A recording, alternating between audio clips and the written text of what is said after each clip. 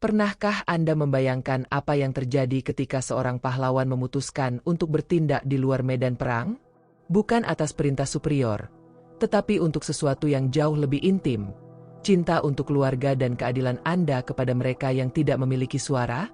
Ini adalah kisah nyata seorang sersan yang tidak hanya bertarung atas nama tanah airnya, tetapi juga harus mempertahankan rumahnya sendiri dari ancaman yang bersembunyi di dalam masyarakat sendiri, organisasi fasad, komunitas. Tetapi bertindak sebagai geng yang tidak dihukum, memeras dan menggantikan pedagang kecil yang menakutkan. Semuanya dimulai pada pagi yang biasa di pasar Ngensplak, di mana matahari masih malas di atap seng. Aroma rempah-rempah, kebisingan gerobak, dan kedatangan dan berasal dari pelanggan merupakan rutinitas yang tenang di tempat itu. Di sanalah seorang wanita yang langka, manis dan berperang merawat gudang kecil, membangun batu bata dengan upaya suaminya, Sersan Aditya Pastia, seorang veteran Kopassus, yang dikenal karena disiplin dan kerendahan hati. Namun dalam beberapa detik, ketenangan skenario itu diwarnai oleh kedatangan sesuatu yang gelap. 3 pria, mengenakan jaket yang ditandai dengan simbol organisasi bernama GRIP, menyerbu ruang yang membutuhkan laju, perlindungan. Kontribusi wajib menyamar. Dan ketika Rare menolak, mereka meninggalkan ancaman. Jika Anda tidak membayar, sesuatu di sini akan rusak. Sejauh mana warga negara harus diterima untuk hidup di bawah ancaman terus-menerus para penjahat pemimpin sosial? Dan apa yang terjadi ketika rasa takut tidak lagi lebih besar dari keadilan? Jawabannya datang pada hari berikutnya, dan mengubah segalanya. Berikut ini adalah akun yang menggemparkan tentang keberanian, konfrontasi, dan transformasi.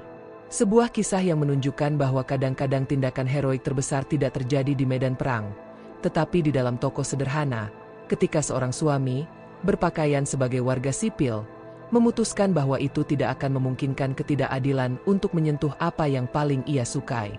Dan yang paling penting, ketika sikap individu menerangi semangat perlawanan di seluruh komunitas. Bersiap. Kisah ini melampaui aksi. Ini tentang kehormatan. Tentang menghadapi apa yang salah bahkan ketika tampaknya terlalu berbahaya. Dan, di atas segalanya, ini tentang tidak diam lagi. Tidak ada apa-apa tentang apa yang, pengisian daya, itu. Jawabannya adalah tebing yang berbahaya. Semua pedagang blok tahu, aturan. Dan siapa yang tidak berkolaborasi, dibayar sebaliknya. Tamparan di atas meja. Beberapa item ke lantai dan ancaman yang tersisa di udara sudah cukup untuk membungkam lingkungan dan memenuhi rasa takut. Pria itu, bernama Sugeng, adalah seorang kenalan lama di koridor pasar. Dia terkenal mengintimidasi dan berjalan dengan percaya diri dari mereka yang tahu tidak ada yang berani menghadapinya.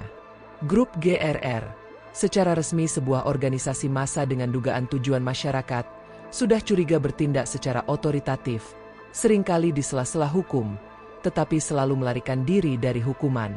Dan ini bukan realitas yang tidak biasa. Di Indonesia, kinerja beberapa organisasi masyarakat telah menjadi objek kritik selama bertahun-tahun. Banyak dari kelompok-kelompok ini, meskipun diciptakan untuk tujuan sosial, akhirnya menjadi senjata pemerasan informal yang beroperasi dengan perlindungan politik atau di bawah tabir kelalaian kelembagaan. Pada tahun 2021, misalnya, sebuah laporan dari Komnas HAM, Komisi Hak Asasi Manusia Nasional, menyoroti peningkatan pengaduan terhadap kelompok-kelompok yang memaksa para pedagang di pasar lokal di bawah ancaman yang disamarkan sebagai pemeliharaan pesanan. Dalam kasus Jarang, intimidasi bukan hanya serangan terhadap perdagangan, itu adalah invasi privasi, ancaman langsung terhadap integritasnya dan keselamatan rumahnya. Dan yang paling mengganggu, pedagang lain menyaksikan tempat kejadian, tetapi mengalihkan mata mereka. Bukan karena kedinginan, tetapi karena takut. Jelaslah bahwa pasar ini telah berada di bawah pemerintahan ketakutan untuk waktu yang lama. Keheningan kolektif adalah satu-satunya bentuk kelangsungan hidup. Ketika Aditya kembali malam itu dan melihat istrinya turun, detailnya tidak harus dikatakan semua. Cukup mendengar kata-kata, grip, dan suga, untuk memahami apa yang sedang terjadi. Pria yang dilatih untuk menangani situasi ekstrim dalam misi elit sekarang perlu menggunakan pengalamannya untuk melindungi apa yang telah dibangun dengan upaya seperti itu. Tetapi dia juga tahu bahwa reaksi impulsif sederhana dapat membuat segalanya hilang.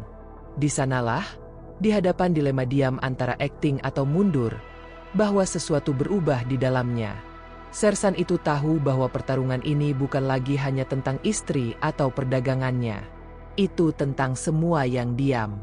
Itu tentang pengereman siklus penyalahgunaan sebelum mengkonsumsi segalanya. Dan keesokan harinya, ketika matahari hampir tidak ditampilkan, dia sudah berdiri, diposisikan di depan toko, dengan wajah yang tenang dan rencana yang sangat jelas. Tidak ada yang akan mengintimidasi orang-orang di pasar itu, tidak saat dia berada di sana. Di banyak komunitas perkotaan dan pinggiran, ada fenomena yang mengkhawatirkan. Penggantian otoritas yang sah dengan angka paralel, yang dikenakan bukan oleh hukum tetapi dengan intimidasi. Kasus grip grup di pasar ini adalah contoh yang jelas dari jenis struktur kekuasaan informal ini, di mana rasa takut diam, dan paksaan menyamarkan diri sebagai organisasi sipil. Jenis domain ini dipicu oleh 3 faktor utama: tidak adanya pengawasan yang efektif, kesenangan diri kelembagaan dan, di atas segalanya, ketakutan populasi. Ketika pedagang, penduduk, dan bahkan para pemimpin lokal terbiasa dengan adanya angka yang menentukan aturan di luar hukum tetapi tidak pernah dihukum, budaya normalisasi penindasan diciptakan. Orang-orang datang untuk mempertimbangkan bahwa selalu seperti ini, dan menghindari konfrontasi untuk tidak menderita pembalasan. Kelompok-kelompok ini, seperti grip yang digambarkan dalam sejarah, menggunakan simbol legitimasi, seragam, nama resmi, dan bahkan struktur hierarkis untuk memberikan citra organisasi formal. Namun dalam praktiknya, banyak yang bertindak sebagai geng terorganisir. Mereka menawarkan rasa aman yang salah dengan imbalan, kontribusi wajib, yang tidak lebih dari pemerasan sistematis. Ini adalah keadilan paralel, di mana mereka yang mendikte aturan adalah yang paling agresif, bukan yang lebih adil. Dalam skenario ini, sosok Aditya memutus siklus. Ini tidak hanya mewakili individu yang marah, itu melambangkan pemecahan fakta keheningan yang mempertahankan sistem dominasi ini bekerja. Dalam menghadapi subgeng tanpa menggunakan kebrutalan bebas, dan dengan postur yang kuat tetapi terkontrol, itu merusak mitos catatan tak terkalahkan grup. Terlebih lagi, itu terbangun di pedagang lain persepsi bahwa dimungkinkan untuk melawan. Ini adalah poin utama. Keberanian menular dan juga ketakutan. Ketika seseorang bangkit, bahkan sendirian, celah dibuat di dinding konformisme, dan hanya celah kecil untuk cahaya keadilan untuk mulai masuk. Dengan bertindak secara publik, dan di depan kamera warga negara sendiri, Aditya tidak hanya mengekspos para penjahat, ia mengembalikan martabat ke pasar itu. Dan dengan melakukan hal itu tanpa senjata, hanya dengan otoritas moral dan persiapan fisik, itu menjelaskan bahwa kekuatan yang sebenarnya tidak teriakan tertinggi, tetapi dalam keteguhan mereka yang mempertahankan hak, bahkan ketika tampaknya kurang menguntungkan. Sampai saat itu, pedagang pasar hidup sebagai sandera dari rasa tidak aman mereka sendiri. Ancaman itu menggantung di atas semua orang, tetapi keheningan adalah pertahanan yang dipilih. Namun, setelah konfrontasi langsung antara Aditya dan Sugeng, sesuatu yang halus mulai berubah. Untuk pertama kalinya, seseorang telah menantang status quo tanpa menyembunyikan, dan keluar. Itu menggerakkan fondasi emosional masyarakat. Reaksi langsung, meskipun terkandung. Beberapa pedagang mulai berbicara satu sama lain dengan tegas. Yang lain berhenti menurunkan mata mereka ketika mereka melihat anggota grip dengan lewat di antara tenda. Dan yang paling penting, video bentrokan yang direkam oleh salah satu pemasar tersebar seperti api dalam jerami kering di kelompok pesan di wilayah tersebut. Wajah Aditya, sampai sekarang tidak diketahui, sekarang identik dengan keberanian. Tetapi dengan ketenaran yang tiba-tiba, risiko baru juga datang. Sersan itu tahu dia telah menyentuh sesuatu yang jauh lebih besar dari skema pemerasan sudut. Dan asumsi ini dikonfirmasi ketika, pada malam apapun, tiket yang mengancam tampak terpaku di gerbang rumahnya, disertai dengan suara yang mengintimidasi sepeda motor yang berkeliaran di lingkungan itu. Peringatan itu jelas. siapapun yang menghadapi pembayaran terbaik dengan kehidupan. Pada titik ini, narasi individu memberi jalan pada mobilisasi nyata. Aditya tidak lagi sendirian. Teman-teman berseragamnya, mengetahui ancaman yang berkembang, memutuskan untuk memposisikan diri dengannya. Keesokan harinya, ketika anggota baru Gribor muncul di pasar, mereka tidak menemukan orang yang kesepian, tetapi garis personel militer yang kuat kepada pasangan yang mengamati setiap gerakan. Skala kekuatan telah berubah. Di antara penjajah adalah Togate, pria yang lebih tua, kuat, dan tampak lebih berpengaruh. Nada suaranya adalah intimidasi, tetapi kedatangannya menemukan perlawanan terorganisir. Ketegangan meledak dalam hitungan detik, dan yang terjadi selanjutnya adalah konfrontasi yang pendek tetapi mencolok. Para agresor, yang digunakan untuk memaksakan ketakutan, diatasi dengan akurasi taktis dan kontrol absolut. Kerumunan, yang pernah disembunyikan, sekarang bertepuk tangan. Momen ini sangat menentukan. Bukan hanya untuk hasil fisik dari perjuangan, tetapi untuk apa yang diwakilinya. Pecahnya siklus penindasan yang pasti. Polisi, ditekan oleh laporan dan bukti, akhirnya turun tangan, tetapi sekarang untuk menangkap agresor yang sebenarnya. Untuk pertama kalinya, hukum tidak lagi menjadi penonton dan mengambil peran sebagai keadilan. Dan di pasar itu yang pernah menghembuskan ketakutan, sesuatu mulai muncul baru. Bukan hanya keamanan, tetapi kepercayaan diri. Kepastian bahwa ketika orang berkumpul dan memposisikan diri mereka sendiri, bahkan sistem yang paling korup dapat tidak stabil. Anda tidak selalu harus berada di medan perang untuk memperjuangkan sesuatu yang lebih besar. Terkadang perang sejati terjadi dalam kehidupan sehari-hari, di antara kios-kios pasar, di dalam rumah yang sederhana, atau dalam menghadapi pilihan moral yang tidak dilihat oleh siapapun. Dan ketika seseorang memutuskan untuk memutus siklus ketakutan, bahkan sendirian, tindakan kesepian ini dapat menyalakan revolusi yang diam. Kisah Aditya lebih dari sekadar konfrontasi antara seorang pria militer dan kelompok kriminal.